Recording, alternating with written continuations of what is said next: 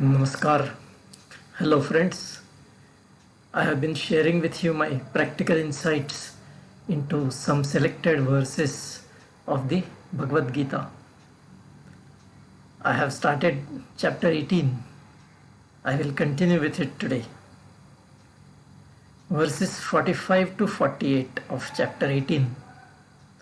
Sve sve karmanyabhiratah samusiddhim labhate narah स्वकर्म निरतः सिद्धिं यथा विन्दति तच्छृणु यतः प्रवृत्तिर्भूतानां येन सर्वमिदं ततं स्वकर्मणा तमं यर्च्य सिद्धिं विन्दति मानवः श्रेयान् स्वधर्मो विगुणः परधर्मात् स्वनुष्ठितात् स्वभावनियतं कर्म कुर्वन्नाप्नोति किल्बिषम् सहजं कर्म कौन्तेय सदोषमपि न त्यजेत् सर्वारंभा हि दोषेण धूमेनाग्निर्पावृताः. Literal meaning: one who is readily performing his karmas becomes eligible for acquiring the right spiritual knowledge. I will tell you how that happens. One who worships by way of his assigned karma, the Ishvara under whose auspices all the activities of the beings happen, and who has pervaded this entire universe, attains the fruit of real spiritual knowledge. Even if one's own swadharma is difficult to practice, it is superior to another person's dharma, although the latter may be easier to practice. When man performs the karma natural to him, no sin accrues to him. O Arjuna, the karma that is natural for one should never be discarded, even if it may be faulty, because, like fire is covered by smoke, the beginning of all karmas is faulty. Practical insight: it is important to follow one's own path of karma in accordance with one's own gunas and varna.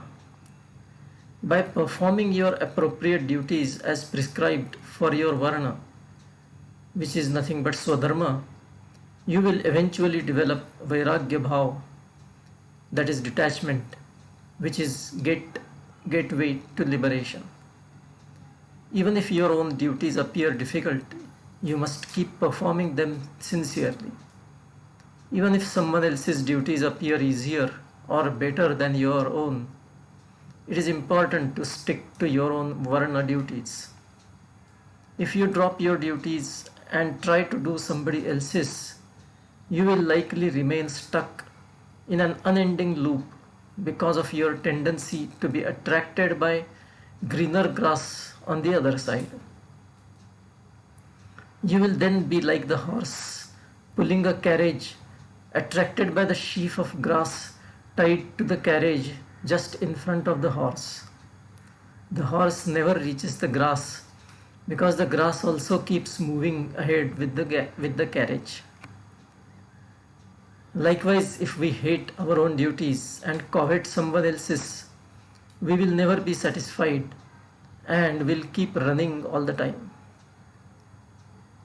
Having said this, I will emphasize that varna is not a family legacy, but an occupation appropriate to you in accordance with your natural qualities and capabilities and weaknesses and strengths. Verses 49 and 50 of chapter 18. Asakta buddhi sarvatra jitatma vigata spruha naishkarmya siddhim paramam sannyasena adhigacchati siddhim prapto yatha brahma tathapnoti nibodhame samase naiva kaunteya nishtha jnanasya yapara. Literal meaning: that person whose mind does not get attached to anything and who has control over his sense organs and has no desires attains the real spiritual knowledge through sannyas. O Arjuna, one who is established firmly in this jnana, that is real spiritual knowledge, attains Brahman. Attaining Brahman is the ultimate destination for Jnana. I will explain it briefly to you. Practical insight. These verses give the crux of how a seeker can get liberated.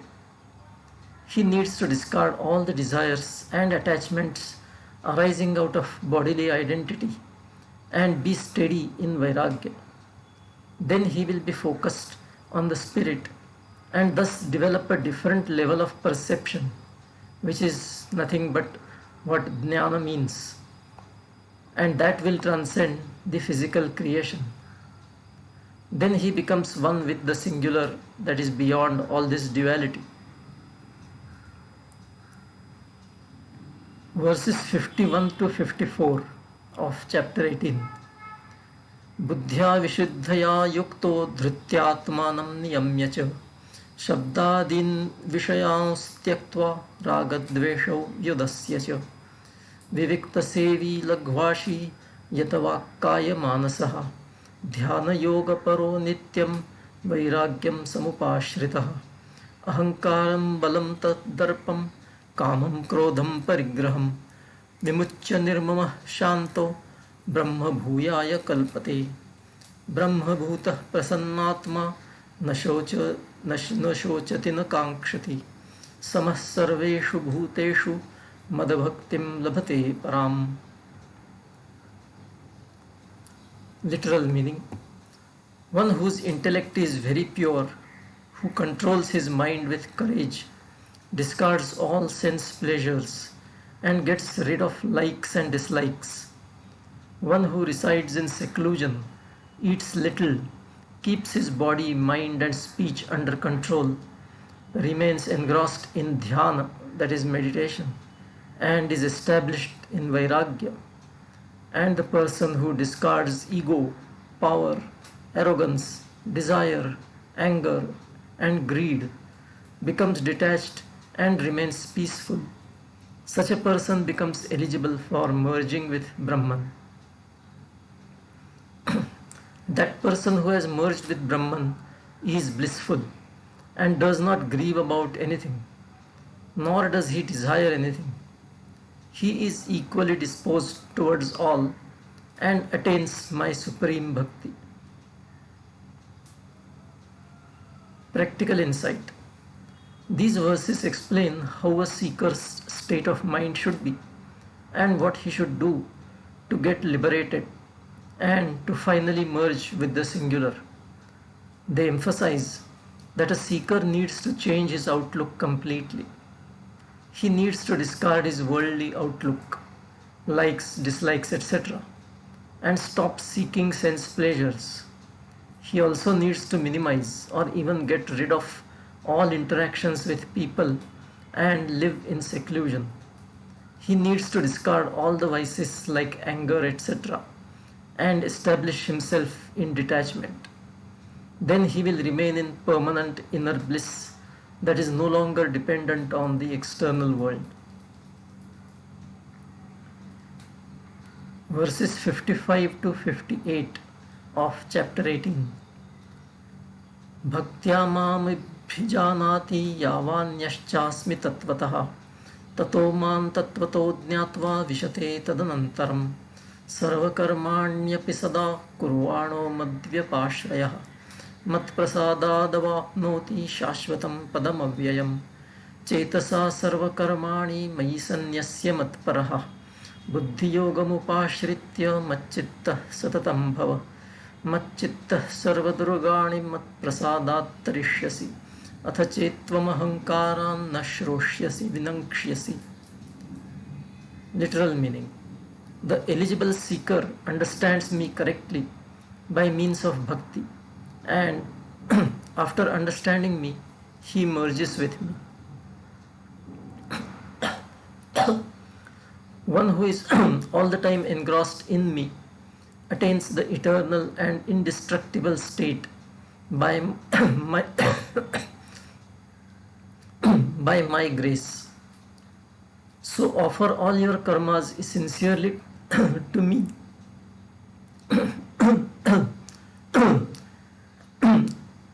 and remain engrossed in me with your mind and intellect.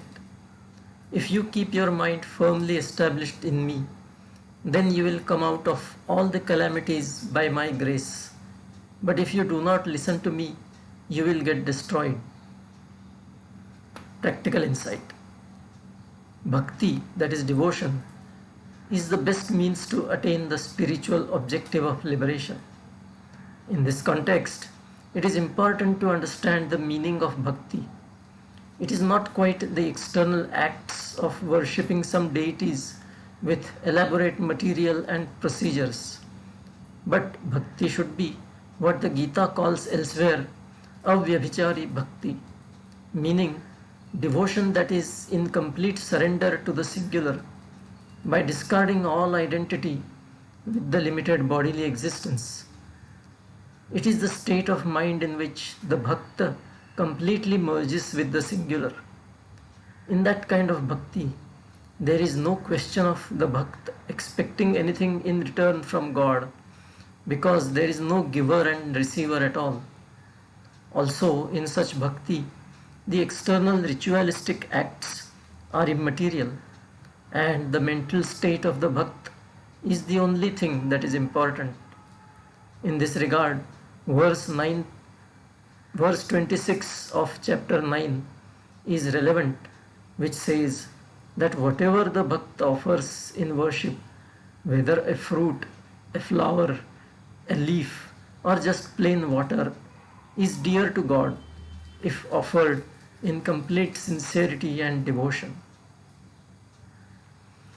I will stop here today and will take up the rest of the verses from chapter 18. Until then, bye, take care.